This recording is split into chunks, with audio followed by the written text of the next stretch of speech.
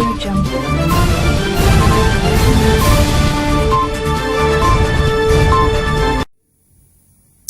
Vous informer, c'est notre devoir, mais c'est également de votre droit. Messieurs et dames, bienvenue dans cette nouvelle édition du journal sur Ecopolis RTV, une nouvelle.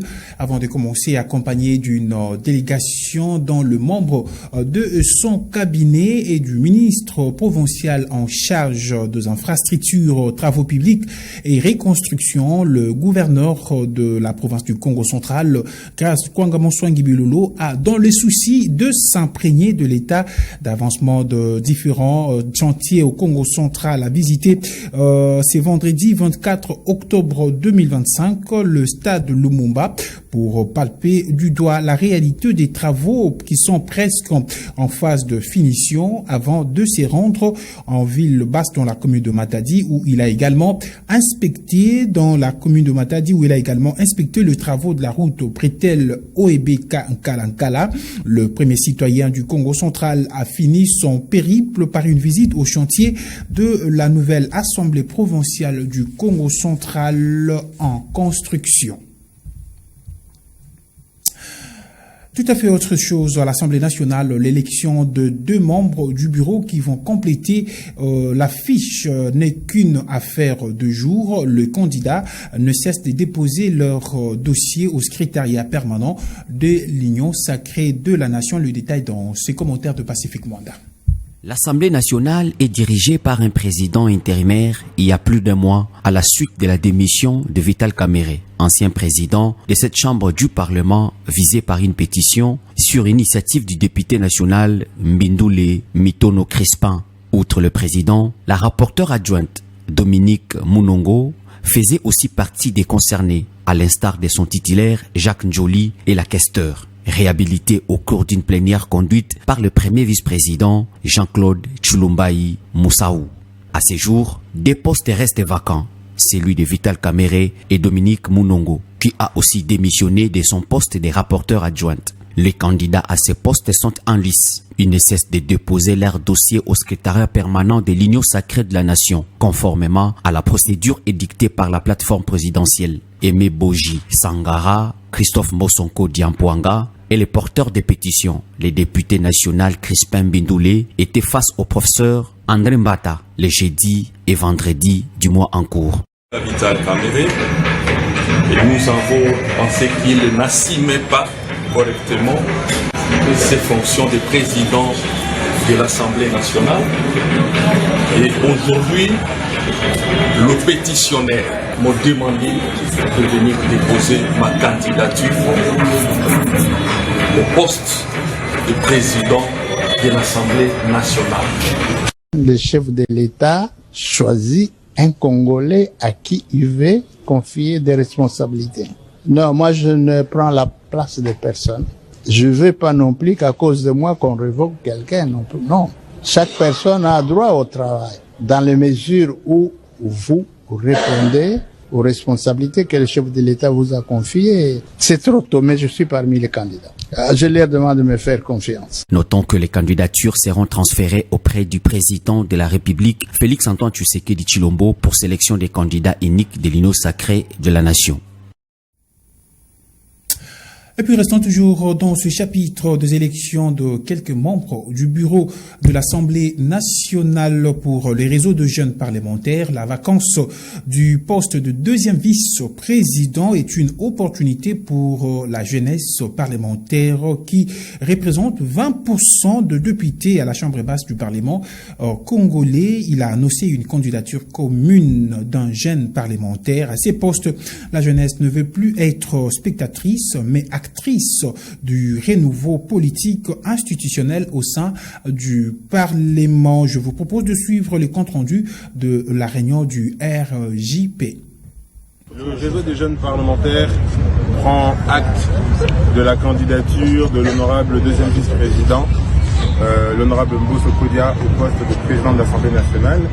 Il est donc de ce fait 2e vice-président démissionnaire, ce qui est une bonne chose car la jeunesse parlementaire est ambitieuse et prépare actuellement une candidature pour le poste de 2e vice-président de l'Assemblée nationale qui sera déposée demain au secrétaire permanent de l'Union sacrée de la nation, conformément à la charte de l'USN. Le chef de l'État, son Excellence Monsieur le Président de la République, Félix-Antoine Tshisekedi Tshilombo, est un champion de la jeunesse. Il a d'ailleurs invité la jeunesse à participer massivement aux élections qui ont conduit à l'Assemblée nationale telle que nous la connaissons aujourd'hui et avec le réseau des jeunes parlementaires tel que nous le connaissons aujourd'hui. Et nous sommes certains qu'il accueillera avec grande joie cette candidature unique portée par le réseau des jeunes parlementaires qui sera bien évidemment soumis à son approbation, à celle de la haute autorité de l'Union sacrée. Parlons au football dans cette session d'information. La Ligue 1 de la République démocratique du Congo a été lancée il y a quelques jours. Quelques équipes ont joué leur première journée de cette nouvelle session le jeudi 23 octobre 2025. Le résultat et autres détails dans ces commentaires de Glodina Local.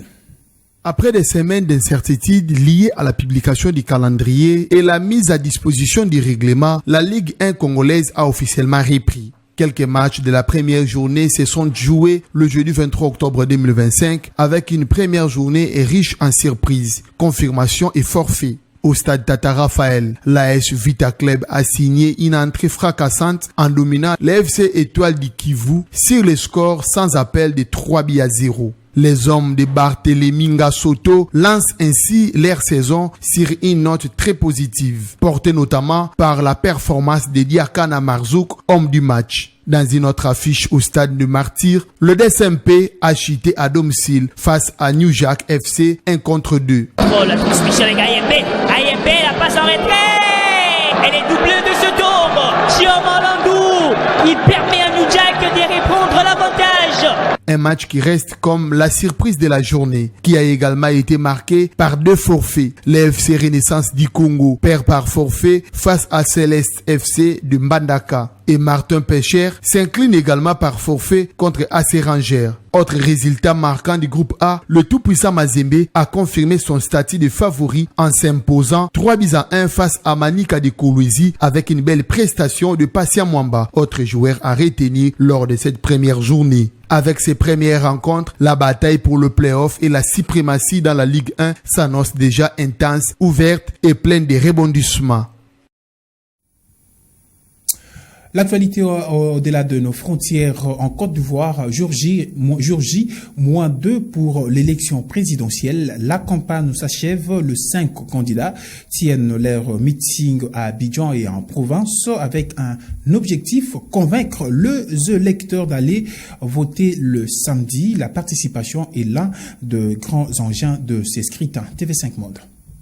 J-2 avant le premier tour de la présidentielle en Côte d'Ivoire. Le vote a lieu samedi. 5 candidats sont en lice. Alassane Ouattara, qui brigue un 4e mandat, fait figure de favori.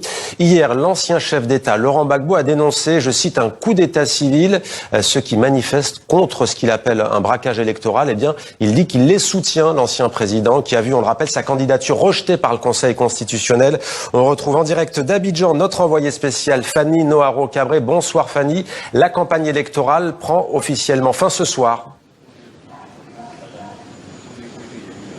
Et oui, à minuit, heure locale précisément.